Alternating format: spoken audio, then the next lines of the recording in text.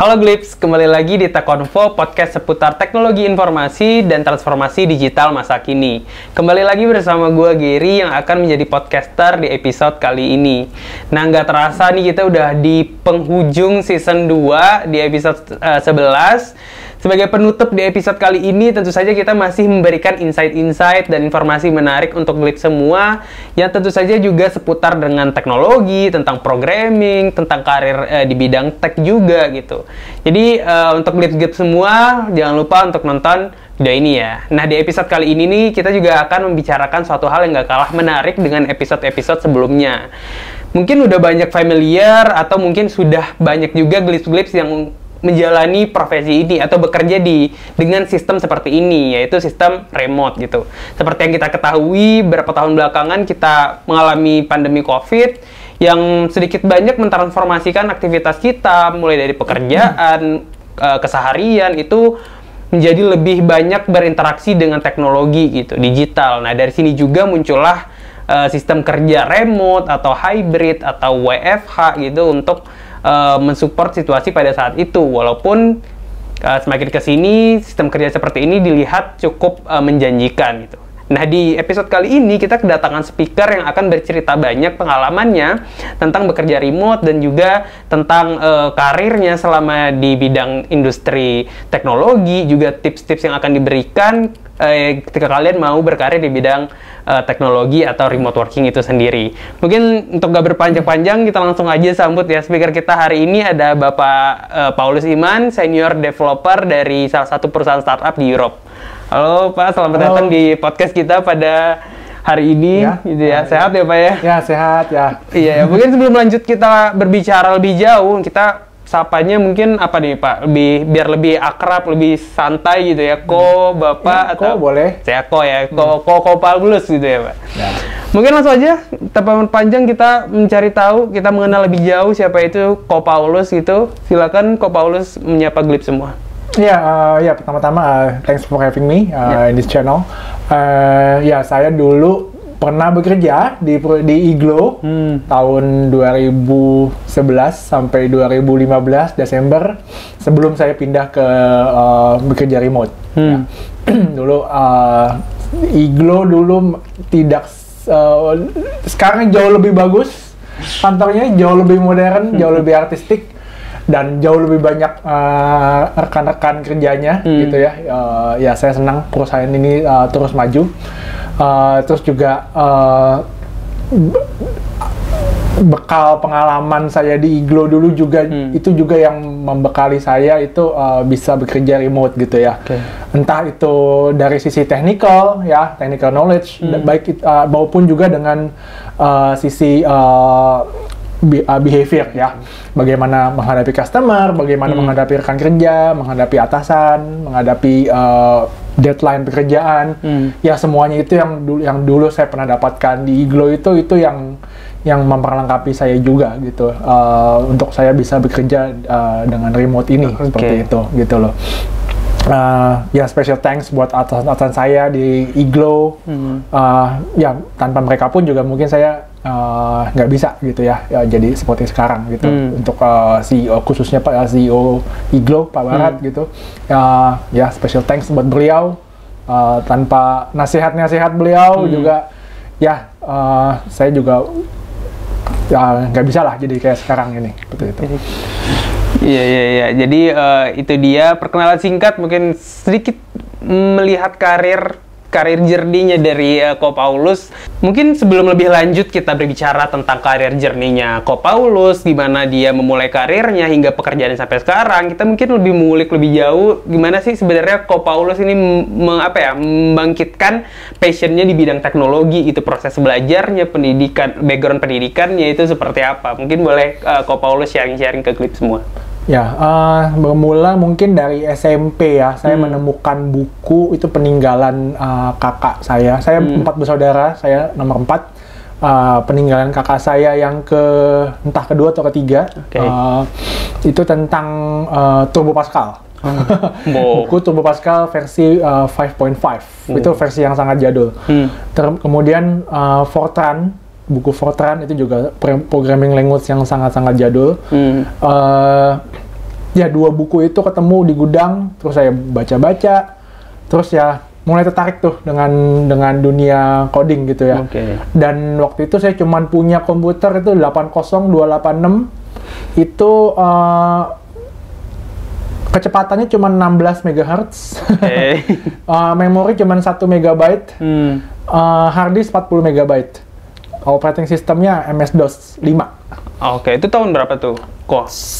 90-an, 93 ya? Mungkin ya 93 atau antara 93 sampai 95-an gitu. Nah itu, tapi udah bisa ya, jadi waktu itu dengan spek segitu tuh ya belajar Turbo Pascal sudah bisa, belajar Fortran udah bisa, jadi ya udah, dan saya juga nggak tahu spek yang bagus seperti apa, jadi karena waktu juga masih SMP ya, dapetnya cuman dapat segitu, komputer peninggalan kakak-kakak saya gitu loh, ya sudah saya manfaatkan saja gitu loh untuk belajar, dan tanpa disangka ya semakin belajar semakin tenggelam gitu dengan dunia-dunia programming seperti itu. Dan kebetulan di SMA dapat pelajaran programming, Visual Basic, saya lupa versi 4 atau versi 5 waktu itu. Spesifik programming itu apa komputer itu? Pelajaran komputer tapi materi tentang programming. Terus dan ada satu materi juga dan saya dapat jelek. Yang programming ini cukup bagus nilainya, dan saya lupa berapa, entah 8 atau mungkin 8, saya lupa. Yang saya ingat yang saya dapat jelek itu tentang AutoCAD. AutoCAD itu kan tentang menggambar. Memang AutoCAD kayak ada programmingnya dikit ya. Dia untuk menggambar suatu shape gitu kan ada komen-komennya gitu ya. Tapi memang saya nggak bakat ngegambar gitu ya. Apalagi waktu itu materinya tentang menggambar denah rumah gitu. Saya nggak bakat sama sekali gitu loh. Ya sudah, dapatnya ya ngepas aja, dapat 6 gitu, waktu itu. Dan ada temen yang memang dia AutoCAD-nya jago gitu, dan sekarang waktu kuliah ambilnya arsitek, ya sekarang jadi arsitek yang sangat terkenal juga gitu loh. Ya AutoCAD-nya bagus waktu itu nilainya gitu. Dan ya sudah, memang saya ya udah emang tahu batas saya di situ, emang nggak ada bakat di gambar. Gitu. Ya saya lebih menemukan bakat saya di programming seperti itu. Kemudian berlanjut ke kuliah, saya kuliah di S1 di Universitas Bina Nusantara, jurusan teknik informatika. Tahun 2000 sampai 2004. Kemudian saya kuliah lagi baru-baru ini tahun 2001 pertengahan sampai 2023 pertengahan. 2021 ya? Ya. Lagi COVID tuh berarti kok? Lagi COVID, tapi ya COVID-nya ya udah tengah-tengah lah, jangan COVID gitu. Dan pas udah di pertengahan kuliah, COVID-nya ya udah di ujung juga gitu. Jadi bagusnya sih waktu wisuda, jadi offline ya.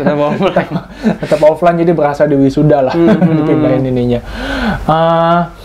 Dan itu saya jadi mahasiswa yang tertua karena teman-teman kuliah itu masih 20-an, ya seperti kamu 20-an, 30-an gitu ya.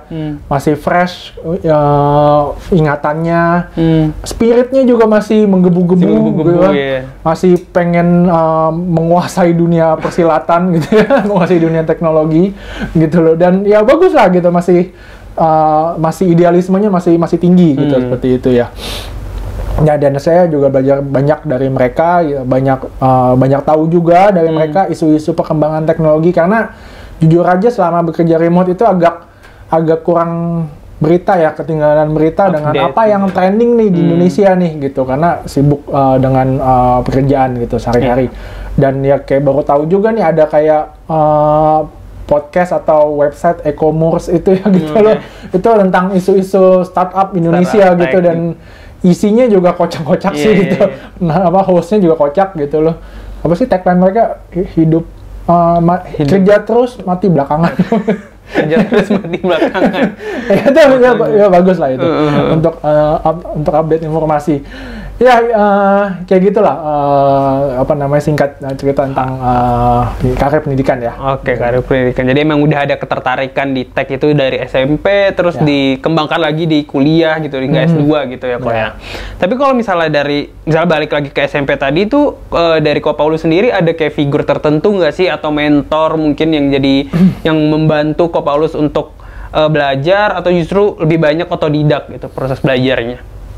Toko tertentu sih nggak ada ya waktu itu, apalagi internet masih barang mewah ya. Jadi kita juga nggak tahu dunia luar tuh kayak gimana gitu ya.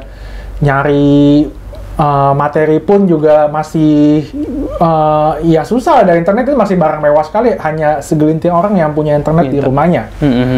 Jadi ya untuk mempelajari sesuatu itu ya harus lewat buku gitu loh. Saya sering ke toko buku Gunung Agung waktu itu, toko terdekat itu toko Gunung Agung yang di pinggir tol. Sekarang udah nggak ada kayaknya. Gunung Agung udah unfortunately. Ya sering baca buku di sana ya. Kalau bukunya bagus saya beli gitu loh. Tapi seringnya baca buku nongkrong doang di sana gitu loh. Baca buku aja gitu. Ya gitu. Banyak kan, jadi kalau boleh dibilang ya otodidak ya, seperti itu, nggak ada yang mengulik sendiri gitu. Di sekolah ada segelintir teman, cuma 1-2 orang paling gitu yang memang suka dengan programming juga. Tapi ya mereka apa yang mereka tahu pun juga sama dengan apa yang saya tahu. Jadi ya karena tadi kan internet juga susah gitu, barang mewah gitu. Ya apa namanya, banyak kan beli buku dulu masih zamannya majalah Chip ya kali ya. Majalah Chip seperti itu, dan itu yang jadi sumber pengetahuan kita gitu loh. Banyak-banyak baca aja dari situ gitu. Setiap bulan update aja gitu dari situ. Tapi kalau misalnya dilihat kok dari dulu, mungkin challenge-nya adalah mencari informasi kan untuk proses belajarnya. Sementara di masa sekarang, di era sekarang itu akses informasi itu terbuka gitu. Kalau misalnya di-compare dari dulu sampai sekarang tuh challenge-nya gimana tuh dalam belajar coding atau belajar programming? Sekarang sih, zaman sekarang itu sangat jauh lebih mudah ya menurut saya belajar programming itu ya. Belajar tentang tech itu, tech kan bukan hanya tentang programming aja, tapi tech secara umum, networking, database, AI, blockchain, itu sekarang itu kesempatannya jauh lebih luas ya. Banyak channel-channel di YouTube, walaupun yang gratisan, atau yang media belajar yang lain, Udemy atau whatever yang berbayar, itu yang mungkin bayarannya pun juga nggak yang terlalu mahal juga menurut saya gitu ya, seharga beberapa kali minum kopi di coffee shop ya. Dan itu bagus materinya gitu loh, dan itu sangat mudah didapat gitu. Kalian bisa nonton itu di rumah, di handphone, sambil jalan, di kereta, lagi commuting ya mungkin ya, atau mungkin sebelum tidur gitu loh. Dan kesempatan itu sangat terbuka luas gitu loh, jauh lebih mudah. Terus juga kalian mau lihat coding orang lain, itu jauh lebih gampang. Sekarang udah ada GitHub gitu loh. Tinggal kita nanya teman, codingnya kayak gimana? GitHub-mu apa? Aku mau GitHub-mu apa? Kita tinggal lihat di sana gitu. Ada yang kurang, tinggal ditambahin, bikin pull request, selesai. Zaman dulu nggak ada yang kayak begitu gitu loh ya. Sekarang jauh lebih gampang intinya untuk mempelajari teknologi seperti itu, dan itu mestinya jauh lebih memacu diri anak-anak muda yang antusias dengan teknologi ya, untuk belajar teknologi gitu loh. Jadi sebenarnya nggak ada alasan untuk nggak punya informasi, akses informasi gitu kan. Emang terbuka banget ya, mulai dari website, YouTube, bahkan sekarang ChatGPT lagi naik-naiknya, bisa bertanya di situ ya. Betul gitu. Dan itu ya, AI sekarang kalau apa namanya nanya apa-apa sekarang mungkin bukan zaman saya berkarir masih nanya ke Stack Overflow ya. Mungkin 1-2 orang mungkin yang seumuran dengan saya, 40-an, mungkin masih Stack Overflow. Teman yang 20-30 mungkin nanya bukan Stack Overflow nih, ChatGPT gitu ya. Dan itu ya apa namanya, kemajuan gitu kan. Apa namanya, kita dapat langsung jawaban yang kita tahu. Dan sekarang orang mungkin nanya bukan googling aja, nggak usah begitu ya. Langsung aja ChatGPT aja. Seperti itu. Langsung dapat jawabannya. Langsung dapat jawabannya gitu. Dan itu langsung tinggal di run, code-nya mungkin langsung nge-run, langsung jalan seperti itu. Iya, itu berarti Glips. Jadi nggak ada alasan buat Glips semua untuk tidak mengetahui suatu informasi gitu, karena banyak banget akses informasi ya, mulai dari YouTube tadi atau AI sendiri yang dimanfaatkan untuk mendapatkan suatu knowledge lah, seperti itu ya kok ya. Tapi kalau misalnya dari segi ya berbicara tentang networking juga nih kok, apakah memang kayak komunitas programming atau komunitas coding itu dapat membantu seorang untuk bisa mendevelop skill codingnya? Kalau untuk komunitas ya, karena saya orangnya introvert gitu ya, jadi saya kurang aktif di komunitas seperti itu ya. Tapi saya menjalin hubungan baik dengan siapapun, termasuk dengan ex employer saya, dengan Iglo sebagai salah satu ex employer saya menjalin hubungan baik, dan tidak tertutup kemungkinan juga mungkin di masa depan bisa kalau bukan balik ke Iglo, mungkin bisa bekerja sama dengan Iglo untuk meraih suatu goal, seperti itu ya. Dan di karir saya pun, sebagai remote worker pun, saya sering dapat referensi pekerjaan itu juga dari ex-employer saya gitu. Saya bekerja di perusahaan startup di Europe sekarang pun itu karena referensi dari atasan saya di perusahaan yang sebelumnya, dan itu remote juga memang gitu, seperti itu.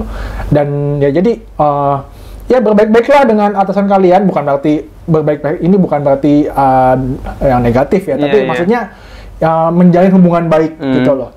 Dimana kita dipekerjakan ya, di situ kita harus menjalin hubungan baik dengan siapapun gitu, dengan rekan-rekan di sana.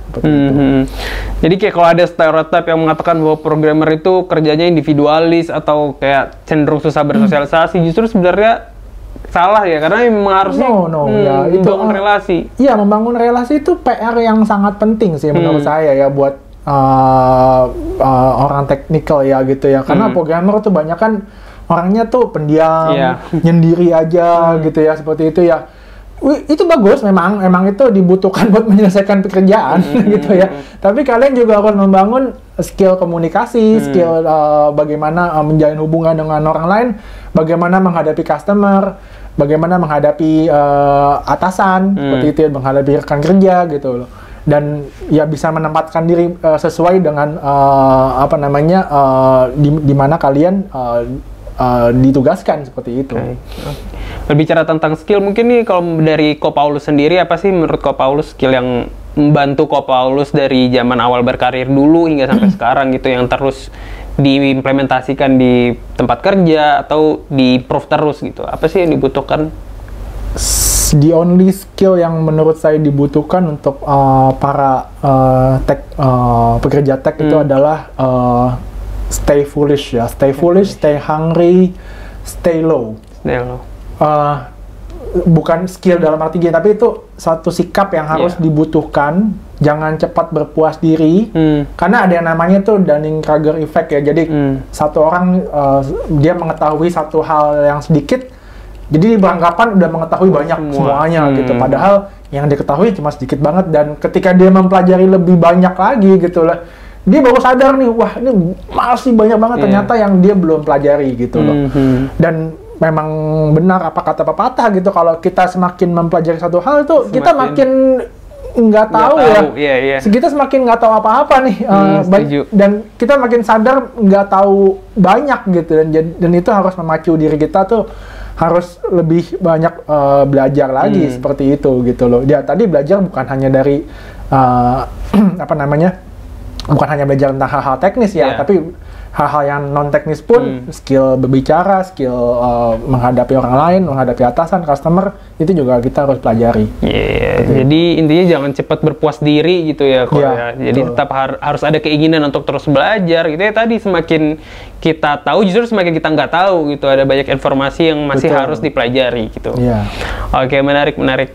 Mungkin kita selanjutnya masuk ke career journey nih kok. Gimana ceritanya bisa dari mungkin kerja di perusahaan Indonesia, offline mungkin ya, langsung ke office gitu, hingga memilih untuk remote gitu, untuk kerja di perusahaan internasional dan remote pula.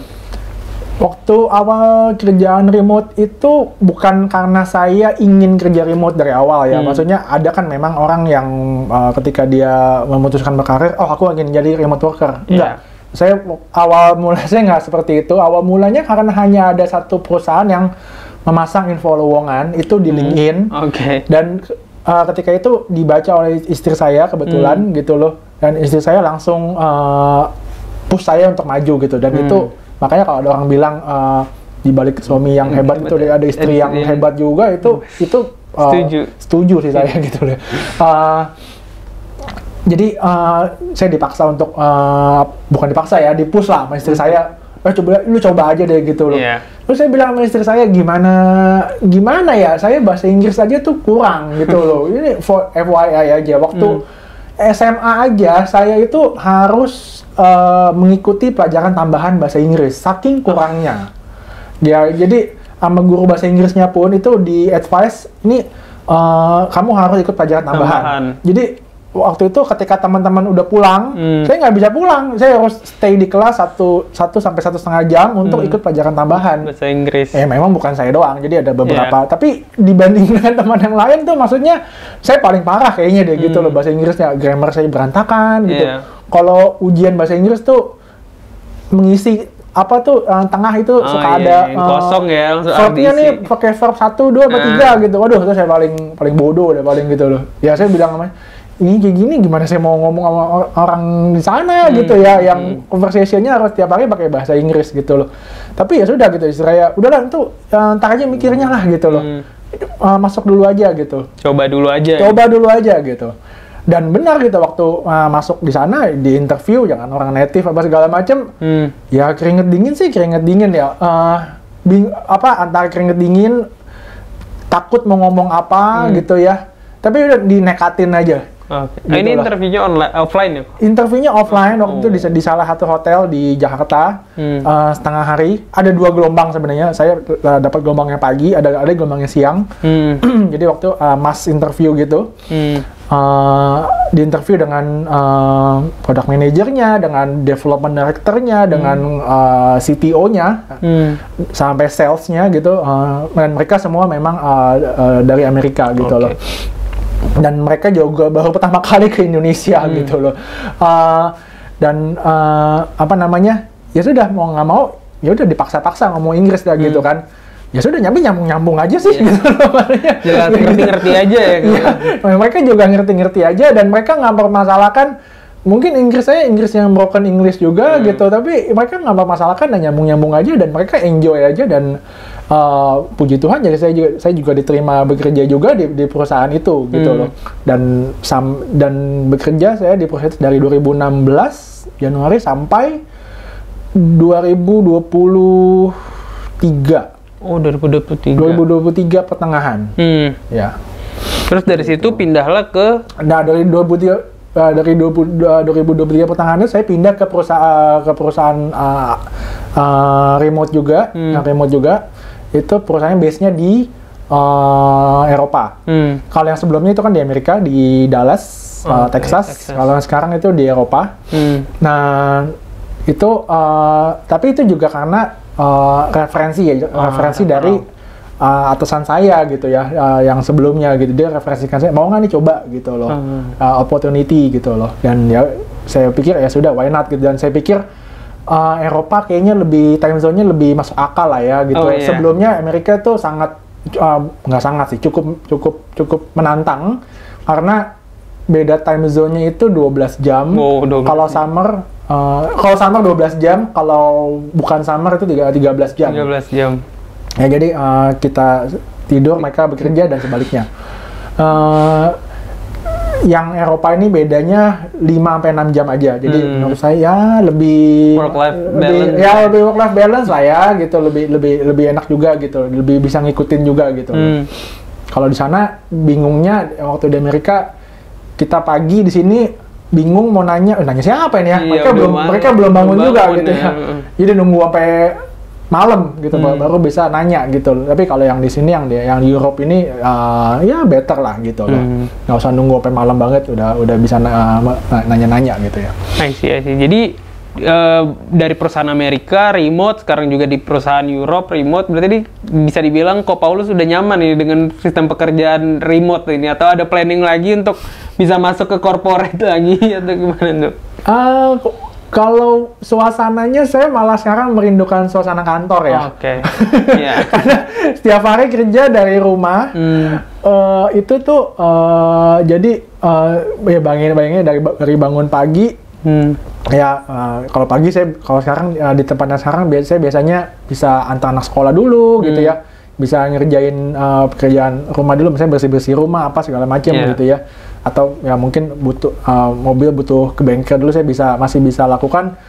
Siangnya saya baru mulai biasanya jam 12, jam 1 saya baru mulai sampai jam 9, jam 10, kadang-kadang jam 11 kalau lagi banyak kerjaan gitu loh. Jadi lebih rindu suasana kantor. Kalau saya pagi-pagi gitu. pulang sore gitu ya, gitu. Macet.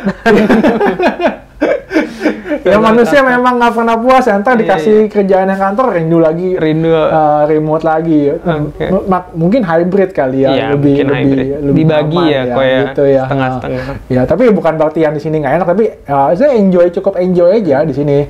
Cuman interaksi human to human-nya nih langsung begini nih sangat kurang gitu ya. Jadi interaksi dengan rekan bekerja gitu ya, itu hanya lewat Microsoft Teams aja gitu. Itu pun kalau on cam ya, kita bisa lihat wajah mereka gitu, ekspresi mereka ketika ngomong. Kalau enggak, kita juga nggak tahu juga nih, gitu loh. Foto doang, nggak tahu wujud aslinya. Kayak gitu.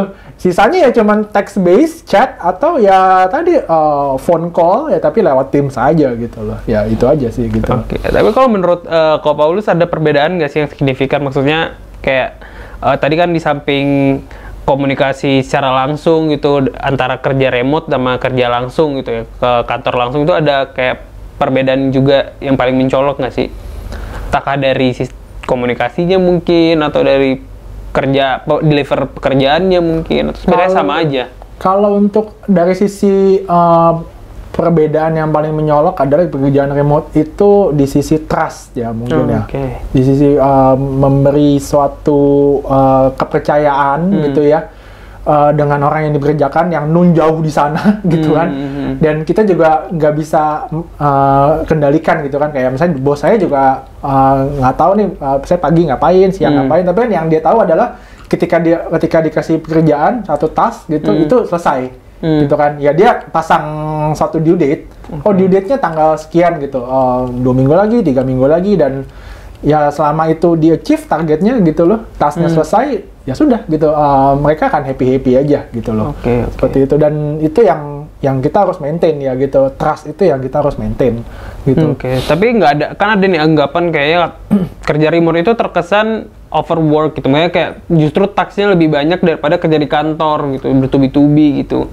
Itu gimana? Memang betul sih, ada betulnya memang kerja remote itu feel bekerjanya malah bisa lebih overwork ya daripada di kantor biasa. Kalau di kantor biasa kalian datang mungkin jam 9, jam 5 udah siap-siap pulang, jam 6 beneran pulang gitu ya. Kalau di remote worker gitu ya, saya datang, saya mulai bekerja itu katakan jam 12, kalau lagi banyak banget kerjaan jam 10 juga udah mulai gitu loh. Dan itu baru kelar ya jam 9 juga gitu, jadi jam 9, jam 10 juga gitu, walaupun itu nggak sering-sering amat kayak gitu. Ya regulernya yang biasanya ya jam 12, jam 1 saya mulai kerja, baru saya jam 9, 10 atau 11 gitu kalau emang lagi banyak banget kerjaan seperti itu. Tapi ada kecenderungan memang bisa overwork gitu ya, lebih dari 8 jam bekerja, tapi menurut saya masih dalam batas wajar gitu ya. Toh ketika bekerja pun juga maksudnya kalau hari ini saya tiba-tiba ada urusan yang saya nggak bisa selesai, yang harus saya lakukan, dan itu saya nggak bisa kerja 8 jam hari ini, ya sudah nggak apa-apa gitu loh. Nanti di weekend saya bisa gantikan gitu ya, seperti itu. Asal di timesheet-nya nanti jelas bahwa 1 minggu 40 jam, ya sudah itu nggak ada yang mempersoalkan, dan 1 hari 40 jam dan tugas selesai ya sudah gitu loh. Oke. Terus yang dibutuhkan tuh apa tuh kok untuk bisa ya dengan challenge seperti itu, yang dibutuhkan seorang yang emang mungkin banyak nih sekarang ya, apalagi di era digital, millennials, Gen Z kayak pengennya kerjanya remote gitu, hybrid, nggak mau ke kantor gitu. Apa yang dibutuhkan untuk orang-orang yang punya vision pengen kerja remote gitu? Dari pribadi yang saya bisa bilang itu self-discipline ya. Self-discipline, dan rasa trust tadi ya, memegang teguh suatu kepercayaan gitu ya. Itu yang sulit. Ya saya sering dengar lah rekan-rekan kerja di Indonesia tuh kalau waktu pandemi itu judulnya WFH, cuman kalau dicariin suka hilang seperti itu ya gitu ya. Yang disiplin sih banyak, saya yakin banyak banget gitu ya. Tapi yang nggak disiplin ini kan ya mestinya itu jadi mulai dihilangkan gitu. Mulai menata diri supaya kalau memang mau bekerja remote ya harus self disiplin gitu loh. Boleh nggak sih kalau lagi remote itu kerja terus ninggalin pekerjaan gitu? Boleh-boleh aja memang gitu. Tadi ada kalanya saya harus nganter anak sakit ke dokter gitu. Itu nggak bisa dihindarkan gitu. Dan itu menurut saya keluarga memang harus nomor satu gitu di atas pekerjaan. Tapi orang sana juga nggak apa masalahnya juga gitu. Mau antar anak ke dokter ya silakan aja gitu loh. Nanti gantikan aja jam kerjanya di hari lain, di weekend misalnya, atau besokannya kita bekerja lebih awal, start lebih awal gitu. Asal tadi 40 jam seminggu dan target tasnya diselesaikan dan mereka juga nggak mempermasalahkan itu gitu loh. Jadi lebih fleksibel, tapi ya butuh tanggung jawab dan disiplin juga di situ ya kok ya. Jadi nggak terkesan kayak remote jadi semena-mena gitu juga, enggak sebenarnya. Iya, betul seperti itu. Dan yang lain mungkin kalau boleh saya bilang itu tadi ya, karena saya bekerja remote-nya itu dengan perusahaan luar. Itu skill bahasa Inggris. Skill bahasa Inggris itu memang yang saya lihat ya, semoga saya salah. Yang saya lihat rekan-rekan yang kerja di tech ini nih, khususnya para yang developer gitu ya, itu komunikasi bahasa Inggrisnya agak kurang gitu ya, gitu. Yang suka saya lihat di forum-forum programmer gitu ya, itu kalau ada seseorang yang bilang, oh nih tutorial ini bagus nih di Udemy gitu, tapi speakernya kan bahasa Inggris. Terus yang ntar ada aja yang komen bilangnya, ada nggak yang versi bahasa Indonesia-nya? Ada nggak teks bahasa Indonesia subtitle-nya gitu. Nggak salah sih memang gitu, tapi alangkah lebih baik kalau kalian itu bisa lebih fasih berbahasa Inggris gitu. Nggak usah fasih-fasih banget, nggak usah yang mikirin grammar banget. Grammarnya bener nggak ya? Gue pakai grammar yang mana ya? Nggak usah seperti itu. Yang penting yang diajak ngomong kalian itu nyambung gitu. Bukan berarti grammar nggak penting. Grammar itu penting gitu ya, buat kita tahu ini lagi ngomongin masa lalu apa masa depan gitu loh. Tapi maksudnya kalau udah emang mau nanya ya sudah hajar aja gitu. Jangan nggak usah peduli ini grammarnya gitu loh. Dia ngomong, ketika kita bertanya atau kita ngomong dan lawan bicara si native American atau Britishnya itu mereka ngerti, sudah lanjutnya terus ngomong seperti itu, nggak usah takut gitu, seperti itu. Ya intinya dicoba aja dulu gitu ya. Jadi jangan kebanyakan, ya memang kebanyakan kita takut gitu, kayak takut salah, takut dijudge, takut dikomen. Padahal ya namanya belajar kan, dari situ kita juga pasti mengingat gitu kalau ada kesalahan. Ya. Dan memang kalau saya lihat kecenderungan orang Indonesia ya itu malu bertanya ya gitu. Jadi ya di tempat kerja yang sebelumnya, ketika saya kerja remote dengan Amerika itu ada beberapa rekan kerja saya juga dari Indonesia juga ya. Mereka kalau bertanya tuh, kalau kita lagi meeting rame-rame nih, atau lagi meeting roadmap gitu loh, atau lagi membicarakan satu fitur gitu loh, mau nanya tuh sungkan. Yang sering kejadian ngechat gitu loh, tolong dong tanyain begini gitu loh. Sebagai perantara ya. Sebagai perantara gitu, karena mereka takut ya gitu ngomong Inggris gitu. Padahal ya hajar aja lah, udah lah gitu loh. Atau siapin aja udah pakai translate dulu gitu, terus tinggal ngomong gitu paling jauh. Ya itu sih PR-nya ya kalau menurut saya, untuk rekan-rekan developer Indonesia ya. Ya semoga kedepannya lebih baik, dan anggapan saya yang tadi saya bilang banyak rekan developer yang kurang berfasih berbahasa Inggris tuh, semoga saya juga itu saya salah juga. Tapi maksudnya itu skill yang mindset yang harus dimiliki gitu. Jangan malu berbahasa Inggris, hajar aja udah gitu loh. Kayak kalian mungkin belajar mobil lah gitu. Belajar mobil, habis belajar setir mobil dapat SIM, terus takut ke jalan, ya nggak bakal bisa lah gitu loh. Mau gimana, mau sampai kapan pun juga nggak bakal bisa. Beli mobil pun yang bagus ataupun yang gimana juga, mau yang pakai apalah ADAS level berapapun juga tetap aja takut gitu loh. Ya karena nggak pernah memaksakan diri gitu loh, memaksakan diri untuk maju aja gitu. Iya. Tapi kalau untuk memecah stereotip nih kok, Paulus kan udah banyak berinteraksi dengan orang-orang luar dalam bekerja juga. Mereka tuh judgmental nggak sih sebenarnya sama kita kalau misalnya kita ngomong gitu, salah gitu? Selama dari 2016 saya berkarir remote ya, gitu loh. Itu nggak pernah sih mereka menjudge Inggris saya jelek, gitu loh. Atau Inggris saya berantakan atau apa gitu, nggak pernah satupun di judge seperti itu atau dikoreksi Inggrisnya atau grammarnya dikoreksi, mestinya nggak pakai grammar ini gitu, nggak pernah sih sama sekali gitu loh. Dan mereka nggak pernah mendiskriminasi saya gitu ya, sebagai saya mungkin orang Asia sendiri gitu ya, nggak pernah seperti itu juga.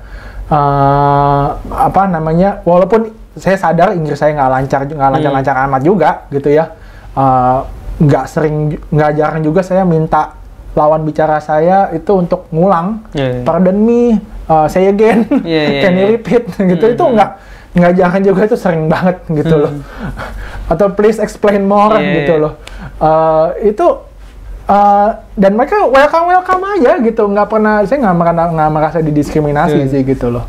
Dan mereka malah lebih appreciate orang yang kalau nggak ngerti itu bertanya aja gitu loh, berani bertanya aja daripada cuman di depan dijelasin ini tugasnya begini ya, bikinnya begini.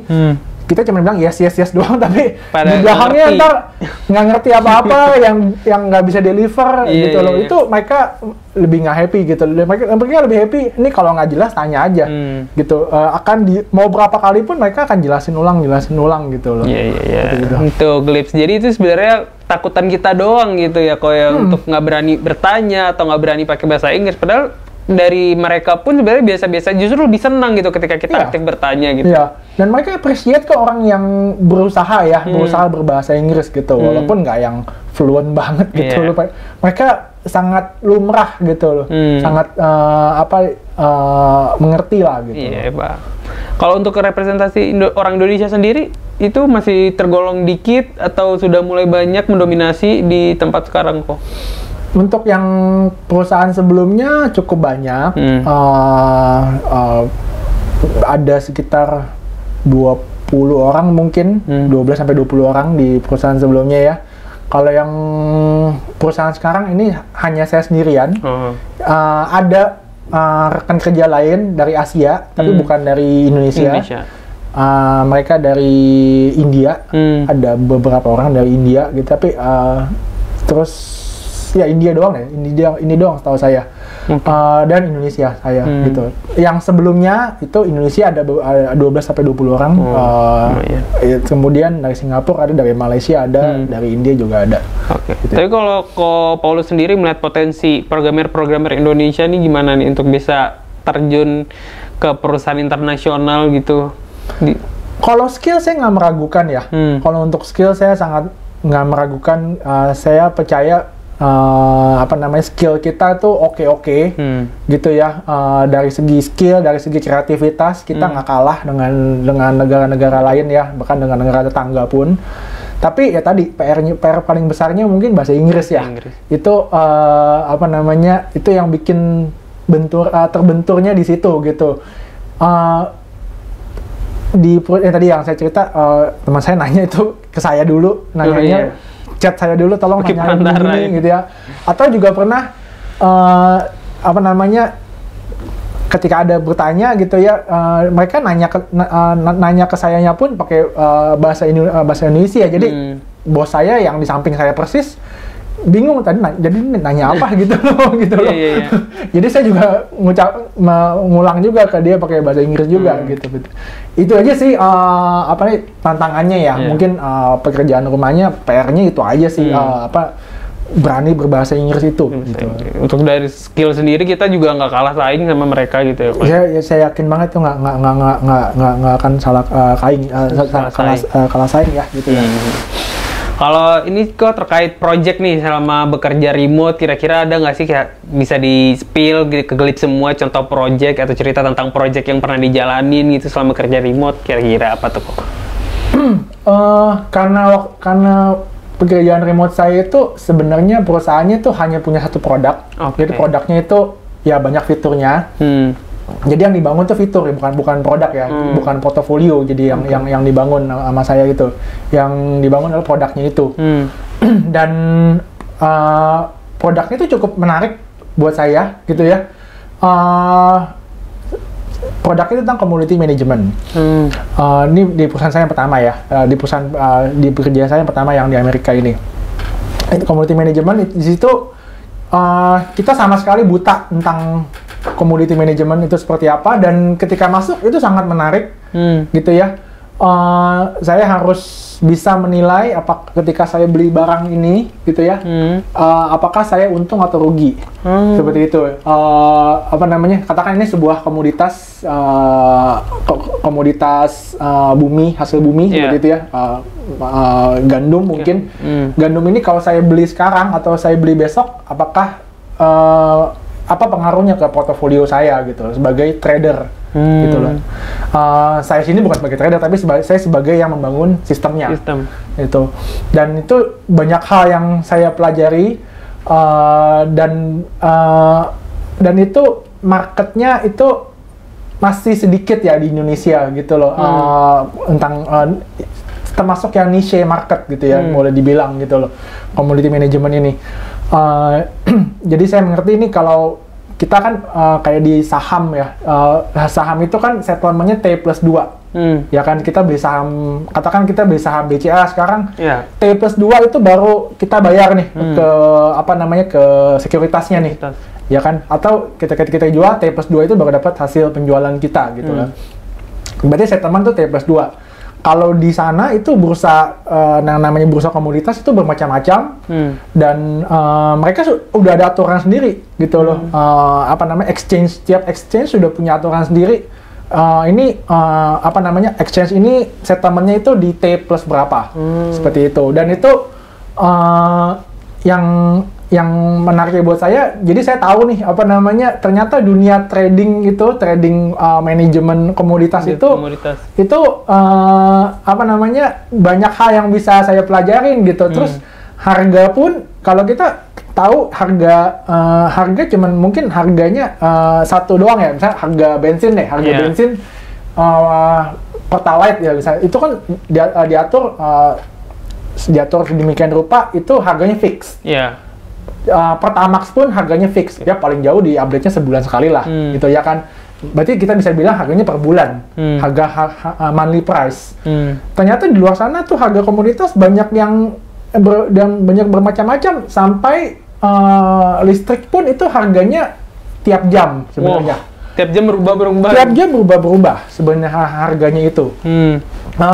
Jadi kalau kita baca berita Indonesia jual listrik ke Malaysia atau ke Singapura, itu bisa jadi itu harganya bukan fix. PLN jual ke kita itu fix. Katakan 1.500 per kWh, itu fix harganya. Harganya sekian ya. Mungkin ada perbedaan ketika kita udah pakai berapa kWh, itu harganya berbeda, tapi itu bisa dibilang tuh fixed price gitu. Tapi karena 24 jam 24 hours itu nggak ada beda-bedanya gitu loh kan. 24 hours around the clock tuh nggak ada bedanya harganya. Tapi kalau perusahaan jual ke perusahaan lain, perusahaan listrik jual ke perusahaan lain, itu dia tiap jam bisa berbeda-beda gitu. Dan itu juga saya baru tahu juga gitu loh. Dan itu komoditas kayak listrik itu nggak bisa disimpan. Kalau komoditas kayak bensin itu bisa disimpan.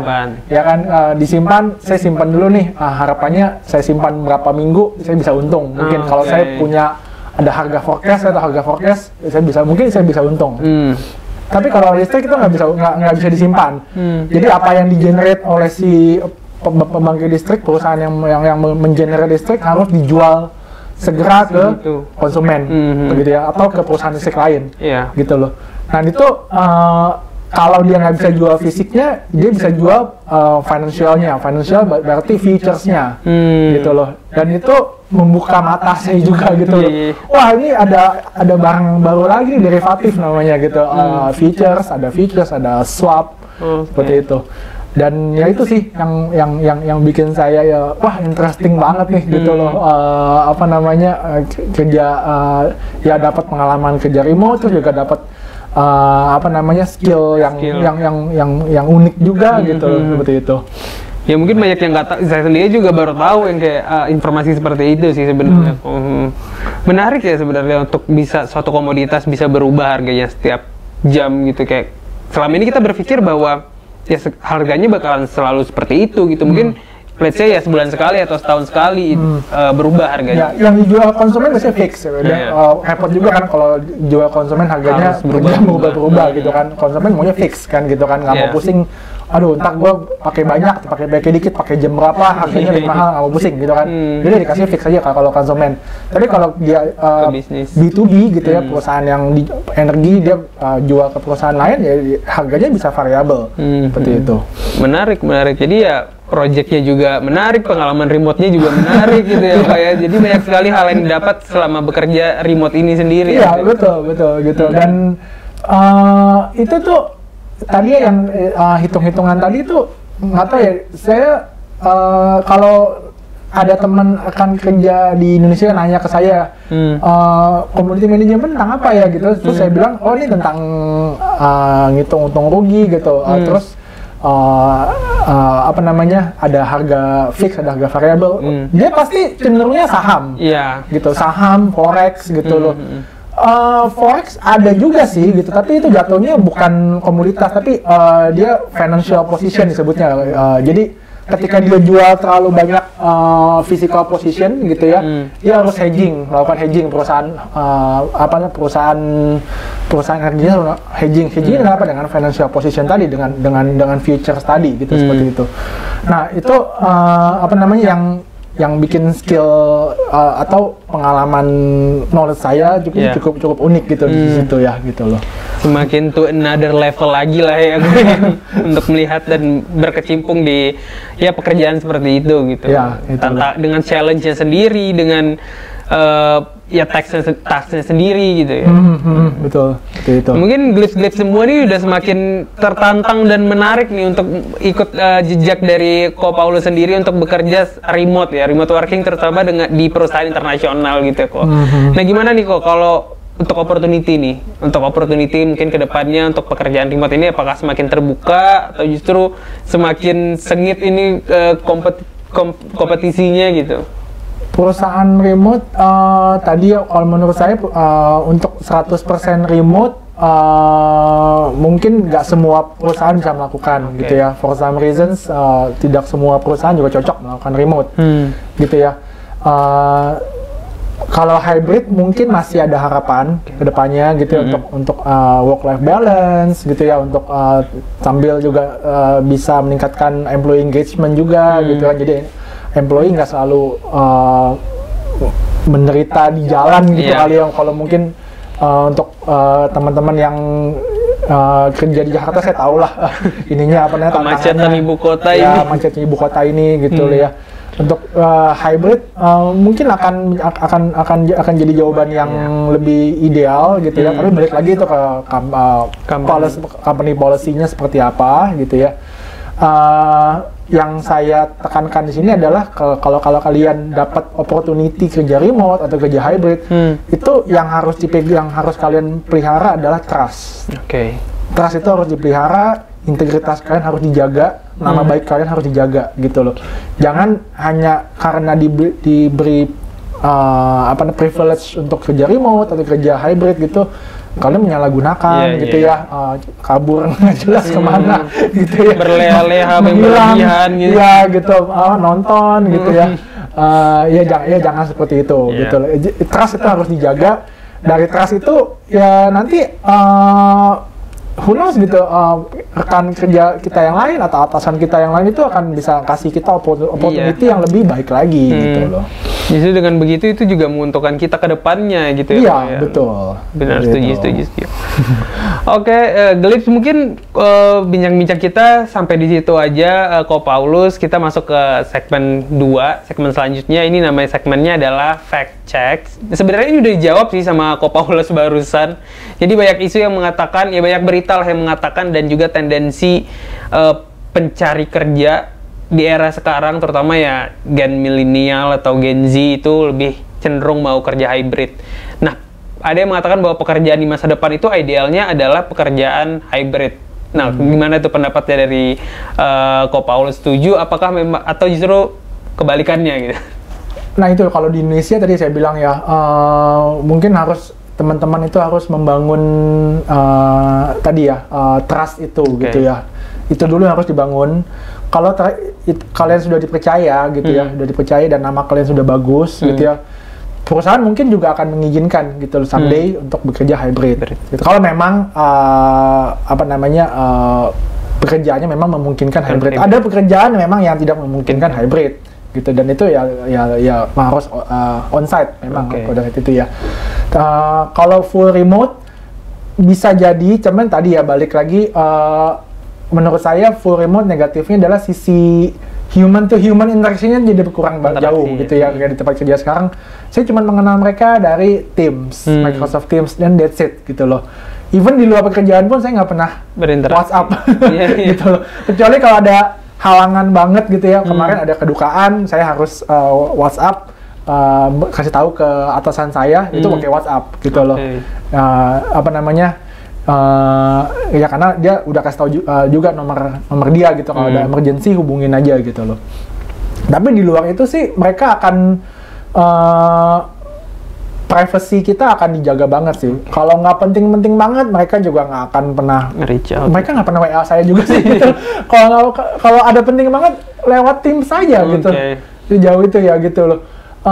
Ini urgent nih, harus ada kalanya waktu itu pernah urgent, dalam 24 jam harus di-deploy gitu loh. Ada bug fix yang hot fix yang harus yang super high priority gitu ya. 24 jam harus di-deploy. Itu juga lewat Teams gitu loh. Dan itu hari Minggu jatuhnya. Gitu loh. Dan unfortunately waktu itu ketika saya di message, baterai saver saya hidup handphone ya, jadi notifikasi kebendung. Nggak tahu teman-teman pernah ngalamin nggak? Jadi ketika baterai saver hidup tuh notifikasi kebendung, jadi yang mestinya masuk chat jadi nggak masuk. Nah jadi ketika saya buka handphone, baru pada masuk semua tuh chatnya gitu loh. Waduh, itu dan agak telat juga, tapi belum telat amat sih. Jadi saya masih dapetin bisa kerjain tugasnya lah gitu. Ya. Tapi itu mereka tetap jauhnya pakai Teams aja, nggak langsung japri begitu gitu sih gitu loh. Ya itulah ya plus minusnya hybrid, remote, dan pekerjaan offline langsung gitu ya. Pasti ya semuanya pasti ada plus minusnya, nggak ada yang plus doang, nggak ada juga yang minus doang ya kok ya. Tinggal kita aja menyesuaikan diri. Tapi setuju sih terkait trust tadi.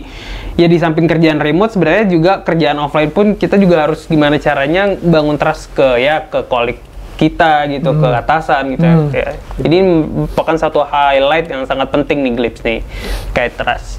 Itu mungkin segmen kedua kok. Selanjutnya kita masuk ke segmen ketiga, ada quick rapid questions. Jadi di sini ada 5 pertanyaan opsional. Jadi Ko Paulus silakan memilih satu dari 5 ini, terus kasih reasonnya kenapa, singkat saja ya kok ya. Oke, yang pertama, kerja remote atau kerja onsite. Nah, ini jawabannya sih sebenarnya kerja remote. Kerja remote.